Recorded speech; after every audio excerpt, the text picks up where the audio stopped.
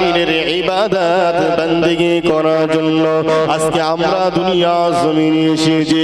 দুনিয়া জমিনে এসে আমরা সেই কালুবালা রূহ জগতে যেটা বলেছিলাম, আল্লাহ আপনি আমাদের প্রভু, আল্লাহ আপনি আমাদের প্রভু, দুনিয়া জমিনে আসলাম। দুনিয়া জমিনে এসে আজকে সেই প্রভুকে ভুলে যায়।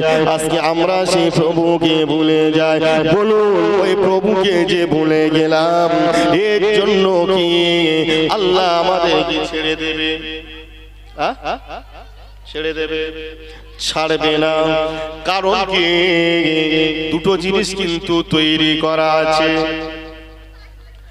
একটা হলো আগুন আর একটা হলো শান্তি, একটা হলো কষ্ট আর একটা হলো শান্তি, একটা হলো হাওয়া আর একটা হলো আগুন, একটা কঠিন জায়গা একটা সরল জায়গা, একটা অন্ধকার জায়গা একটা লাইটওয়ালা জায়গা। যে যেমন কাজ করবে, এখানে লাইট জ্বলছে, যদি অন্ধকার থেকে হেঁটে হেঁটে কেউ এসে বসে সে লাইটের ভিতরে বসলো, কিন্তু এখান থেকে হেঁটে হেঁটে যদি অন্ধকারের দিকে যায় সে অন্ধকারের দিকে গেল। ঠিক তেমনি আল্লাহ পাক রব্বুল আলামিন দুটো জিনিস তৈরি করেছে, একটা নাম হলো নার, একটা নাম হলো জান্নাত। একটা হলো আগুন কষ্টদায়ক জায়গা, একটা হলো জান্নাত বড় আরামদায়ক জায়গা। দুনিয়া জমিনে যেমন কাজ করবে ঠিক তেমনি ফল পাবে। যদি আমি ডাক্তারের দোকানে গিয়ে যদি চানাচুর চাই যেমন পাওয়া যাবে না, যেমন ডুমুর গাছ থেকে যদি আমের আশা করি পাওয়া যাবে না, ঠিক তেমনি দুনিয়া জমিনে হেরেপি ফেরেপি করলাম, দুনিয়া জমিনে বেনামাজি হয়ে করলাম, দুনিয়া জমিনে আল্লাহ পাকের ইবাদত করলাম না, আল্লাহ পাকের বিরোধিতা করলাম। বলুন আমরা কি সেই ফলটা পাবো? আমরা সেই ফল পাবো? তাহলে জান্নাত আর জাহান্নাম দুটো জিনিস। জান্নাতে যেতে গেলে আমাদের আল্লাহর ইবাদত করতে হবে। যেটা বললাম আফদালুল ইবাদাতি ইবাদাতুস সালাত, ইবাদতের ভিতরে সবথেকে উত্তম ইবাদত হলো নামাজ। আর ইবাদতের ভিতরে এমন কি জিকিরের ভিতরে সবথেকে উত্তম জিকির হলো লা ইলাহা ইল্লাল্লাহ। তার মানে হলো সে বিশ্বাস করলো আল্লাহ ছাড়া কোনো প্রভু নাই, আল্লাহ ছাড়া কোনো ইলাহ নয়, লা শারীকা লাহ, আমার আল্লাহ হচ্ছেন এক, আমার আল্লাহ ওয়াহিদ, আল্লাহু আহাদ। একবার জোরে বলুন সুবহানাল্লাহ, আরো জোরে বলুন সুবহানাল্লাহ। দরুদ শরীফ পাঠ করুন। আল্লাহুম্মা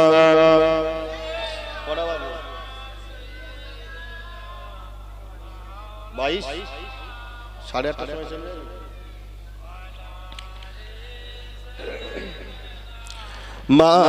মাওলানা মুহাম্মদ আল্লাহুম্মা সাল্লি আলা সাইয়্যিদিনা ওয়া আলা আলি সাইয়্যিদিনা।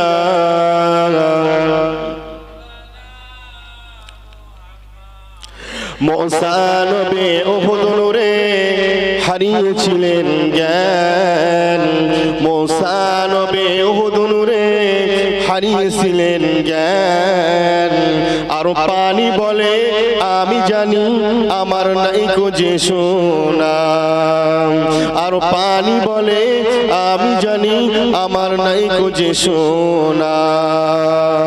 বিলাল আমার রাখতো খেয়াল ওযু করে দিত আজান, বিলাল আমার রাখতো খেয়াল ওযু করে দিত আজান। তোমার কদম তলে চলে বলে লুটিয়ে দেব প্রাণ। আল্লাহুম্মা সাল্লি আলা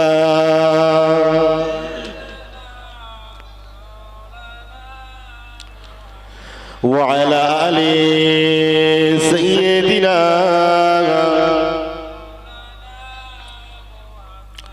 ওরে মুসলমানেরা, যেটা আমি প্রথমে বলছিলাম কম বেশি জায়গা আমার এটা এখন বলতে হয়, কম বেশি জায়গা এটা আমার এখন বলতে হয়। মানে দুনিয়ার জমিনে কোনটা ভালো কোনটা বন্ধ বোঝার জ্ঞান নাই। বড় বড় সোশ্যাল মিডিয়ায় ফতোয়া ঘুরে বেড়ায়, ওই কারণে খুলে কিছু জায়গায় বলতে হয়। এটা নিয়ে এক দু জায়গায় কম বেশি আমি বলছি। যেটা হলো কি জন্মদিবস এই জিনিসটা বড় ভাইরাল হয়ে যায়। আমি আপনাদেরকে বলছি জন্মদিবস করবেন, অসুবিধা নাই। জন্মদিবস করবেন, অসুবিধা নাই। আপনার করবেন, অসুবিধা নাই। ছেলে পিলেদের করবেন, অসুবিধা নাই। আপনার বিবিরও করবেন, অসুবিধা নাই। জন্মদিবস একমাত্র একটা জিনিস, আপনি কি করবেন? আমরা শরিয়াতের দিক থেকে গেলে মুসলমানদের কাছে গান বাজনা এমনকি হারাম করা হয়েছে। মুসলমানদের কাছে ধূপ হারাম করা হয়েছে। ধূপ খবরদার ধূপের কাছে যাবে না, ঢোল তবলা বাজনার কাছে যাবে না, গান বাজনা মিউজিকের কাছে তোমরা যাবে না। কারণ এটা হলো একটা জিনিস কি ওটা মুসলমানদের জন্য হারাম করা হয়েছে, ওটা শরীয়তে হারাম করে দেওয়া হয়েছে। ওই কারণে ওই জিনিসটা ছেড়ে দিয়ে তুমি তোমার ছেলের জন্মদিবস করলে, ছেলেটার বয়স হলো 10 বছর, মেয়েটার বয়স হলো 2 বছর, আপনি 2 বছর পরে জন্মদিবস করছেন। এইভাবে করুন। আপনি মাদ্রাসার ছেলেকে দাওয়াত করুন, গ্রামের মসজিদের ইমাম সাহেবকে দাওয়াত করুন, মসজিদ সাহেবকে দাওয়াত করুন। তারা বাড়িতে এসে কোরআন তেলাওয়াত করবে, খতমে কোরআন করবে, কোরআন শরীফ তেলাওয়াত করবে। এমনকি দেখা যায় শেষ লাগনে আল্লাহ পাক রব্বুল আলামিনের কাছে হাত উঠিয়ে দোয়া চাইবে। আল্লাহ পাক রব্বুল আলামিন, আল্লাহ যে বাচ্চার জন্য আজকে খতমে কোরআন করা হয়েছে, আল্লাহ এই বিগত 2 বছর আপনি বড্ড সুখে রেখেছেন, সুস্থ সবলে রেখেছেন। আল্লাহ পাক আপনি যতদিন আরো বাঁচিয়ে রাখবেন, আল্লাহ আপনি সুস্থ সবলের সঙ্গে বাঁচিয়ে রাখুন। 10 বছর বয়স, আল্লাহ এই 10টা বছর আপনি এত সুন্দরভাবে বাঁচিয়েছেন। বাচ্চা রোগ ব্যাধি ব্যারাম থেকে শিফা ইনায়েত করুন। আল্লাহ পাক বাচ্চা রোগ ব্যাধি ব্যারাম থেকে আল্লাহ আপনি সুস্থ করুন। এই 10টা বছর যত সুন্দরভাবে বাঁচিয়ে রেখেছো, আল্লাহ পাক ঠিক তেমনি ভাবে আরো যতদিন বাঁচিয়ে রাখবেন, সুস্থ সবলের সঙ্গে বাঁচিয়ে রাখুন। আপনি দোয়া চান আল্লাহর কাছে, ওই খতমে কোরআন শরীফ তেলাওয়াত করিয়ে দেখবেন আমার আল্লাহ রাজি খুশি হয়ে যাবে। দেখবেন আপনার প্রতি কোরআনের ওসিলায়, দোয়ার ওসিলায় আপনার ওই পরিবারের উপরে, আপনার ওই ভিটের উপরে আল্লাহ পাকের রহমত নাযিল হয়ে যাবে। আরো জোরে বলুন সুবহানাল্লাহ। তাহলে এক একটা ব্যাপার আছে, বুঝলেন? এক একটা দিক আছে, এক একটা সাইড আছে। তা ঠিক তেমনি আপনি করবেন। তাই সেটা যদি খতমে কোরআন শরীফ পড়া হয়, আর যদি দোয়ার ভিতরেই চাওয়া হয় যে এতদিন আল্লাহ বাঁচিয়ে রেখেছেন সুন্দরভাবে, আরো যতদিন হায়াত দেবেন, রোগ ব্যাধি ব্যারাম থেকে দূরভীত করে দিয়ে সুস্থ সবলে বাঁচার তৌফিক দান করবেন। যদি একথা বলা হয়, এটা কি হারাম হবে? এর বেলায় তো কেউ ফতোয়া দিতে আসবে না। এমনি বেলায় ফতোয়া সোশ্যাল মিডিয়া বিশাল ব্যাপার, করা যাবে না। আবার যারাই বলছে তারা এরকম নবিয়ানা মেম্বারে বসেই বলছে। আচ্ছা, জলসার লাস্টে তো সাবরাসানি করা হয়, ইসলামে সওয়াব করা হয়, তো তাহলে মৃত ব্যক্তিদের জন্য বা আমাদের জন্য পানাহা চাওয়া হয়, সুস্থ সবলে কিভাবে দুনিয়া করো, বিপদ আপদ মুসিবত থেকে আল্লাহ হেফাজত করে, তাই তো? এর কারণে এই রকম ভাবে আমরা দোয়া করি, শেষের বেলা দোয়া করে নিয়ে আমরা শেষ করি। তার ভিতরেও বলছে না, ওটা করা যাবে না। আস্তে আস্তে আস্তে আস্তে চক্রান্ত চলছে বিভিন্ন জায়গায়, যাতে শরীয়তটা মিটিয়ে দেওয়া যায়, শরীয়তটা শেষ করে দেওয়া যায়। কিন্তু না, শরীয়ত শেষ করার অতটা সহজ নয়, শরীয়ত শেষ করা অতটা সহজ নয়। একটাই কারণ, এর ভিতরে রাসূলের সুন্নাত আছে, আল্লাহ পাক রব্বুল আলামিনের মহাবাণী কোরআন আছে। একবার জোরে বলুন সুবহানাল্লাহ। শরিয়াত মিটাতে চামারের জন্য কত ইহুদি নাসারা খ্রিস্টানেরা তারা উঠে পড়ে নিয়ে গেছিল। কোরআন যখন সাজানো হয় তার কিছু পূর্বে ইহুদি নাসারা খ্রিস্টানেরা সংবাদ পেয়ে গেছিলেন কত হাফিজে কোরআন কারি সাহিত্যকে মেরে ফেলেছিল, যাতে কোরআনটা না পরিবর্তন হয়, কোরআনটা না পরিপূর্ণ হয়। এই জন্য কত হাফিজ সাহেবকে মেরে ফেলেছিল, কত কারি সাহেবকে মেরে ফেলেছিল। কিন্তু না না না না না, রেহাই হলো না, রেহাই হলো না। আমার আল্লাহ পাক রব্বুল আলামিন এমন এমন রাসূলের সাহাবা তৈরি করে দিয়েছিলেন, রাসূলের সাহাবা তৈরি করে দিয়েছিলেন। এক একজন এমন এমন পণ্ডিতে দাঁড়িয়েছিল, ওই পণ্ডিত এক জায়গায় দাঁড়িয়ে কয়েকটি সুন্দর রাসূলের সেই সাহাবা দেখে নিয়ে হাফিজি কোরআন দেখে নিয়ে দেখা যায় পাতায় লেখা আছে, গাছের ছালে লেখা আছে, ডালে লেখা আছে, পাথরে লেখা আছে। দেখা যায় এমন কি খোদাই করে করে পাথরে, গাছের পাতায়, গাছের ডালে, গাছের ছালে এমন ভাবে কোরআন গুলো সংরক্ষণ করে হাফিজি কোরআন সেই সময় যারা ছিল সুন্দরভাবে সাজিয়ে এই কোরআনটা পরিপূর্ণ করেছিলেন। একবার জোরে বলুন সুবহানাল্লাহ।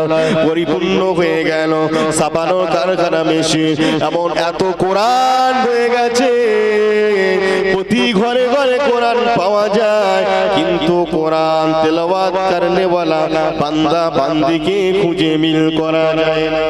তাই তো কোরআন আছে কিন্তু কোরআন যে পড়বে সে মানুষ নেই, কোরআন যে পড়বে সে মানুষ নেই। 10 জনের ভিতরে ভালো করে দেখলে হয়তো 2 জনা জানে, 8 জনা জানে না। আমরা মনে করি খেলা করা হচ্ছে, হবে হয় হবে পরে শিখবো, কিন্তু এই কোরআনটা যে ফরজ এ মৌলবি বললেও কানে ঢোকে না। খতামাল্লাহু আলা কুলুবিহিম। হে মুসলমানেরা, এ নবী পাকের প্রেমিকরা, আমার নবী বিশ্ব নবী দুজাহানে বাদশা নবীর আমলে ইহুদি নাসারা খ্রিস্টানদেরকে বলা হতো, তারা চোখে দেখতো সঠিক জিনিস, চেয়েও দেখেও অদেখার মতো ভাব করত।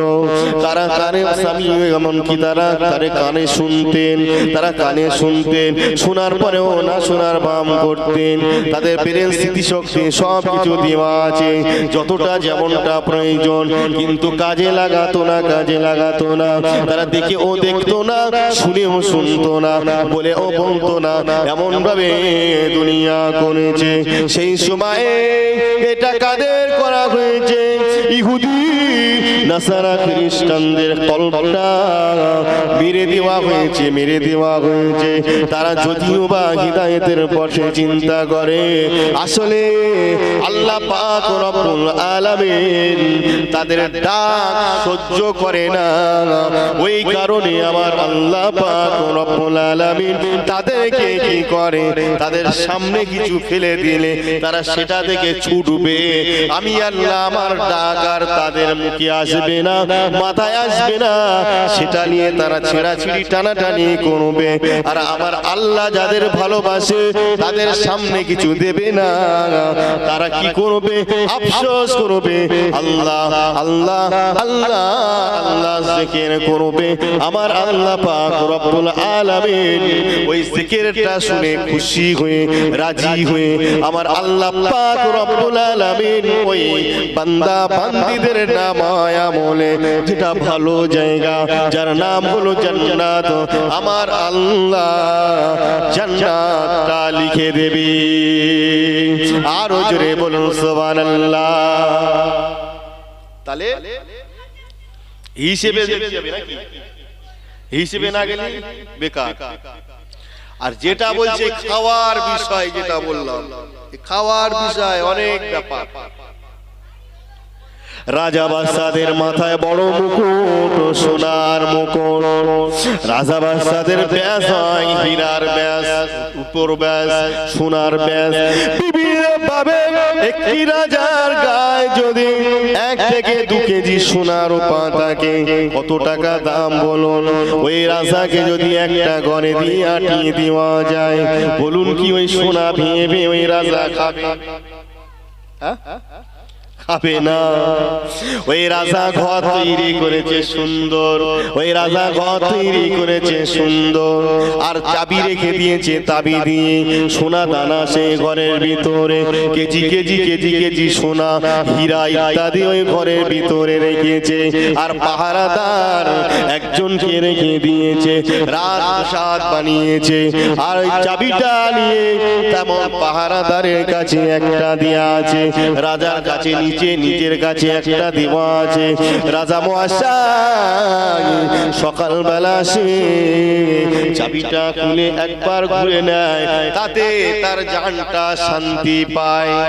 সোনা দানা দেখে জাহান শান্তি পায়, এতটা মাল আমার আছে, এই সব মাল জিনিসের মালিক আমি। একদিন যায়, 2 দিন, 3 দিন, 4 দিন, কম বেশি সময় দিন অতিক্রম হয়ে যায়। হঠাৎ একদিনে রাজা মহাশয় রাতের বেলা ঘুম হয় না, রাজা মহাশয় রাতের বেলা ঘুম চোখে আসে না, এমনকি উঠে গেলেন, কমা দাঁড়িয়ে গেলেন, হেঁটে হেঁটে হেঁটে হেঁটে হেঁটে হেঁটে ওই রাজা মহাশয় নিজের রাজপ্রাসাদ যেখানে টাকা এমনকি সোনা দানা আছে সেই দিকটা সে ঘরের দিকে রওনা দিলেন। এমনকি যার কাছে চাবি আছে পাহারাদার সেও ঘুমিয়ে আছে, রাজা মহাশয়ের কাছে একটা চাবি, ওই ব্যক্তি চাবিটা খুলে ভিতরে ঢুকে যায়।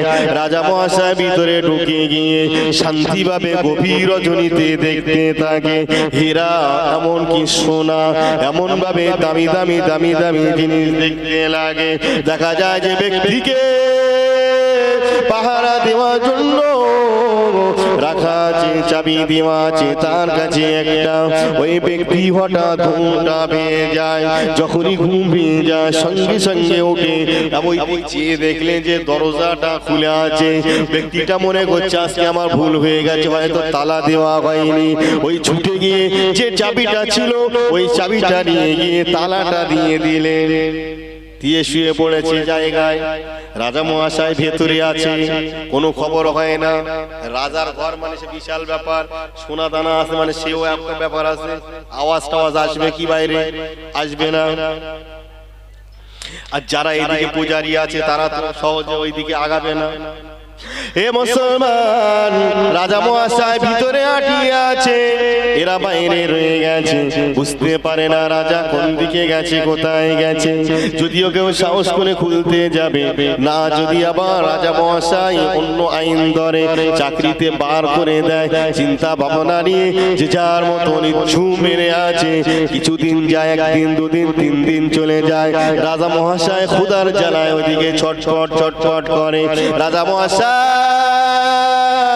সুন্দর একটি হীরা টুকুরি নিয়ে রাজা মহাশয় লিখতে শুরু করে পৃথিবীর জমিনে টাকাও খাওয়া দেবে না, পৃথিবীর জমিনে ঘর থাকলে যে খাওয়া যাবে সেটাও হবে না, পৃথিবীর জমিনে সোনা থাকলেও খাওয়া হবে না, হীরা থাকলেও খাওয়া হবে না, মুক্তা ইত্যাদি দামি দামি জিনিস থাকলে খাওয়া হবে না। খাবার একটা আলাদা জিনিস, খাবার একটা আলাদা জিনিস। এখানে যদি হীরার বদলে এরকম যদি একটা চালের মুঠো বা চালের কেজি হিসাবে এক জায়গায় জরি কাগজে বাঁধা থাকতো, সেটাও খেয়ে আমি কয়েকদিন হয়তো বাঁচতাম। খাওয়া ছাড়া বাঁচা সম্ভব। এ টাকা, এ রূপো, এ সোনা, এ হীরা কোনো কাজে লাগবে না। ওখানে রাজা মহাশয় লিখলেন, একদিন যাওয়ার পরে মরে পড়ে আছে আর লেখা আছে। এদিকে পূজারীরা খুঁজে পায় না, 2 দিন 4 দিন চলে যায়, না না না, সকলে একত্রিত হলো এক জায়গায় হয়ে এই ব্যক্তির কাছে চাবিটা আছে। ওই চাবি দ্বারা খোলার সাথে সাথে দেখছে রাজা মহাশয় মরে পড়ে আছে। পাশে এসে তাকে লেখা আছে টাকা পয়সা অর্থ সম্পদ অনেক কিছু, কিন্তু খাওয়া যদি না থাকে বাঁচা অসম্ভব। ওই ঘরে টাকা অত বেশি যদি সোনা দানা না থেকে চাল ডাল থাকতো তবে বেঁচে যেত খেয়ে, তাই তো? তাহলে ঠিক যেমন এমন একটা জিনিস, ওই কারণে আমার নবী ভবিষ্যৎবাণী হিসাবে বলেছিল কি, ইয়াকুনু তুআমা ওয়াহিদি ইয়াকফি ইসনাইনি ওয়া তুআমা ইসনাইনি ইয়াকফি আরবাআতি ওয়া তুআমা আরবাআতি ইয়াকফি সামানিয়াত। ভবিষ্যৎবাণী হিসাবে বলেছিল কি, তোমরা খবরদার একজনের খাদ্য দুজনে ভাগ করে খাও, দুজনের খাদ্য চারজনা ভাগ করে খাও, চারজনের খাদ্য আটজনা ভাগ করে খাও, তবে সবাই সমান ভাবে খাও যেন সবাই বাঁচে। বুঝতে পারছেন তো? বিষয়টা এরকম একটা জায়গায়, বিষয়টা এরকম একটা জায়গায় জলসা হয়ে যাচ্ছে, বিশাল জলসা হচ্ছে, কাজের বেলায় কিছু নেই।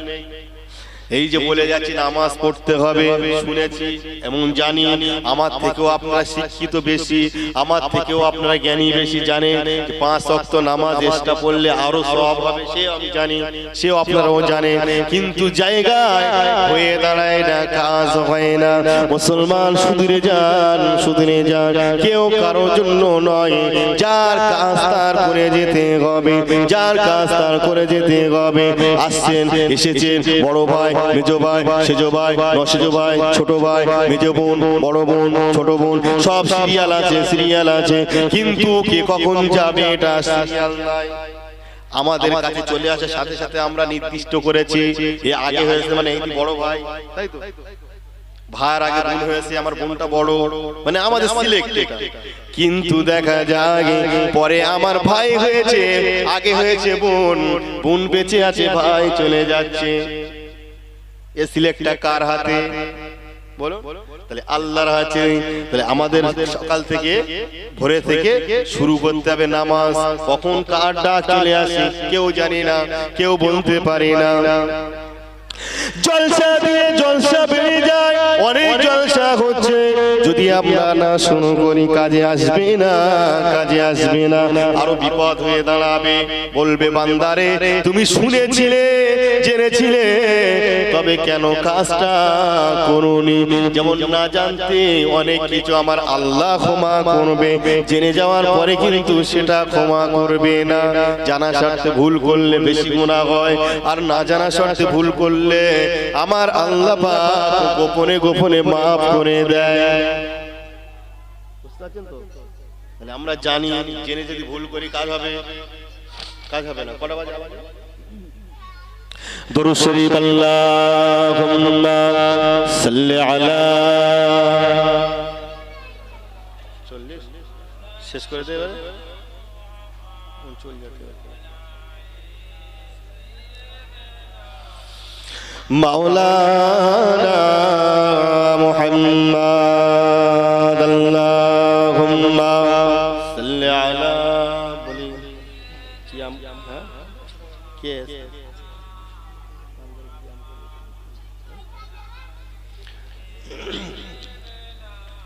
যাই হোক একটু কিয়াম করব। মাওলানা সাহেব আসছে, আর যতটা আমরা শুনেছি বলেছি, শোনা বলার থেকে আল্লাহ আমল করার তৌফিক দান করেন। সকলে বলুন আল্লাহুম্মা আমিন। আল্লাহ পাক রব্বুল আলামিন যেন আমাদের